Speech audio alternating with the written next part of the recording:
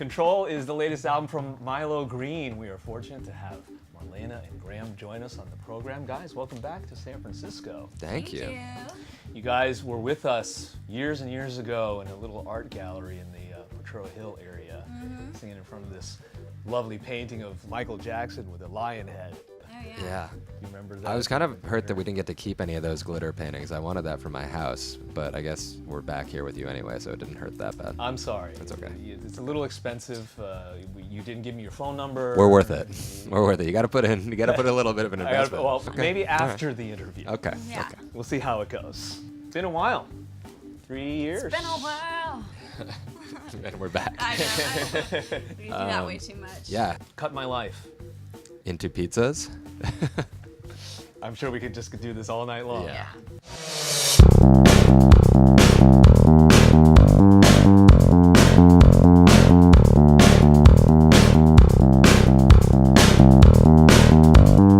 The album is finally out, a weight lifted off your shoulders, and it is fantastic. Thank you. I've been a fan of you guys for a while, and I think this is a fantastic, refreshing piece of work you've created. Thank you. Looking back, is there anything you feel like you want to change, feel enhanced? Yeah, I'd probably take Graham's song off the record. And probably Andrew's too. And just Robbie's while we're at it. And then I'd probably just re-record Robbie's vocals with mine. And then I'd say it was probably where I would want it So to it'd be basically 11 tracks of Lonely Eyes. Yeah, yeah. The remix. White Lies, Lonely Eyes, White Lies. Exactly. I think there were a lot of great songs that we had to trim, to get down to an album length. We started with probably 40 or 50 ideas. Yeah, we have a lot of B-sides. Oh. We could probably make an album out of B-sides, actually. Maybe we can do a cross partnership on this. I was about to say, the logo is free for use. Hook up that painting we were talking about. Maybe we well, could put out an exclusive little B-side collection. I think we can work something out on that. I know the artist. MJ with a lion head. Okay. A lot of feels in this album. So many feels. So many feels. Like in one track you're talking about, oh, so young, and in the next track you're like, you lied to me, and and so forth and so on.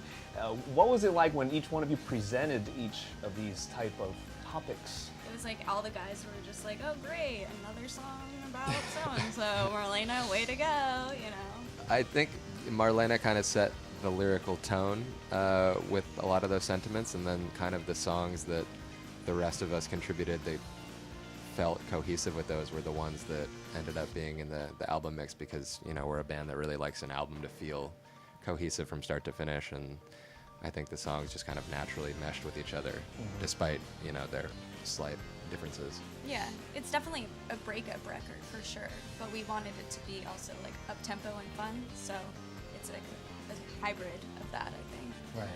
It's usually how it goes, Yeah. right? It sounds fun and happy, but then you're singing it and you're like, whoa, wait a second. Right. And I just want to recite the lyrics. You know them, of course, but Lie to Me just really struck a chord. It was like, can't hide the truth, you're too young.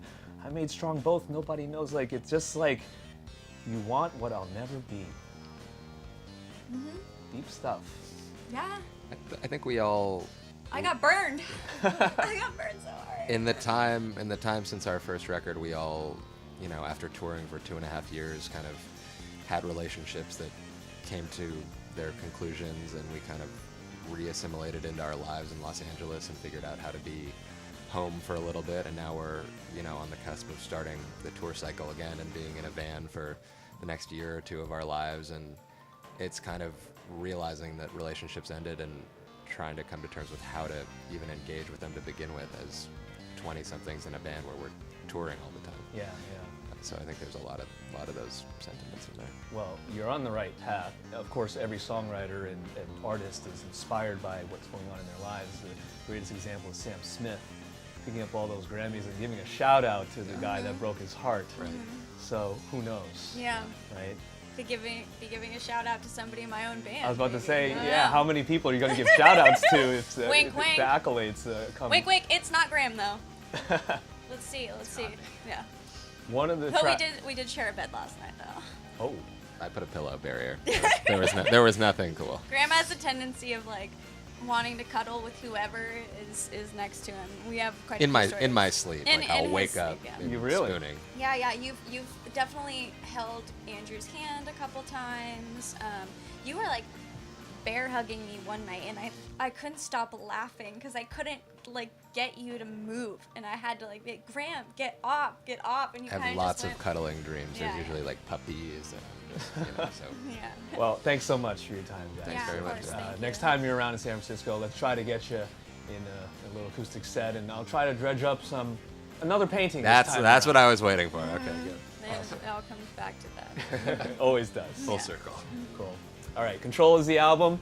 You got Marlana and Graham from Milo Greene. You're watching B-Sides on Air.